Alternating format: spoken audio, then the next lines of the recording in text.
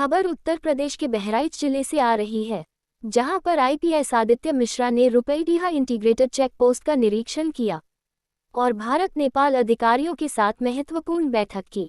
आपको बता दें कि जनपद बहराइच के land port authority of India के चेयरमैन आईपीएस आदित्य मिश्रा ने रुपईडीहा स्थित इंटीग्रेटेड चेक पोस्ट आईसीपी का व्यापक निरीक्षण किया। इस दौरान उन्होंने सीमा पर व्यापार, सुरक्षा और इमिग्रेशन प्रक्रियाओं की स्थिति की गहन समीक्षा की और आवश्यक सुधार की दिशा में दिशा निर्देश प्रदान किए। साथ ही उन्होंने भारत और नेपाल के अधिकारियों के साथ एक महत्वपूर्ण बैठक भी आयोजित की।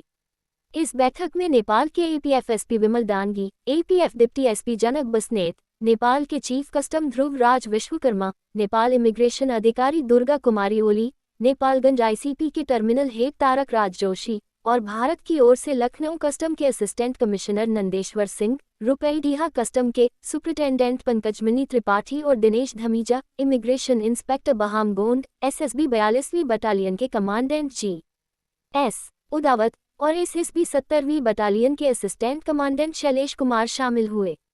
बैठक में दोनों देशों के आयात निर्यात से संबंधित समस्याओं की समीक्षा की गई और व्यापार प्रक्रियाओं को सहज और पारदर्शी बनाने के लिए सुधारात्मक कदम उठाने की दिशा में विचार विमर्श हुआ।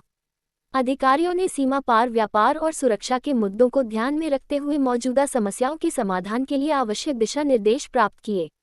आईपीएस आदित्य मिश्रा ने अधिकारियों को सीमा सुरक्षा, कस्टम क्लियरेंस और इमिग्रेशन प्रक्रियाओं को प्रभावी ढंग से प्रबंधित करने के लिए उचित दिशा निर्देश दिए। उन्होंने व्यापार और आवागमन को सरल और सुरक्षित बनाने के लिए सुझाव दिए और दोनों देशों के बीच बेहतर समन्वय और सहयोग को बढ़ावा देने की आवश्यकता पर बल दिया। बैठक और निरीक्षण के बाद अधिकारियों ने भविष्य में संवाद और सहयोग को मजबूत करने का संकल्प लिया। रुपईडीहा एलपीआई पे निरीक्षण करने का मुख्य उद्देश्य क्या होगा साहब आपका?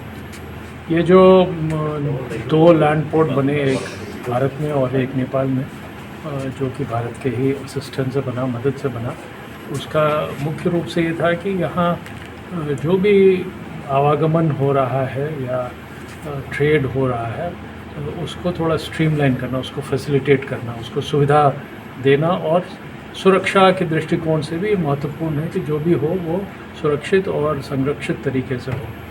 तो इसीलिए भारत सरकार ने इतना खर्च करके लैंड पोर्ट बनाया है। तो ये पिछले, जैसा कि कहा है, पिछले लगभग 100 दिन पहले दोनों तरफ चालू हो गया था और शुरू में कुछ समस्याएं आई। जैसे भी नई व्यवस्था होती है तो कहीं ना कहीं समस्याएं आती हैं, फिर उनको धीरे धीरे सुलझाया गया और अभी मकसद ये है कि अगर अभी भी कुछ समस्याएं हैं तो उनको ध्यान दे करके और उनको सुलझाया जाए, जिससे कि जो भी आवागमन कर रहे हैं, चाहे यात्री हों, चाहे ट्रक वाले हों, ड्राइवर्स हों, सबको पूरी सुविधा मिले।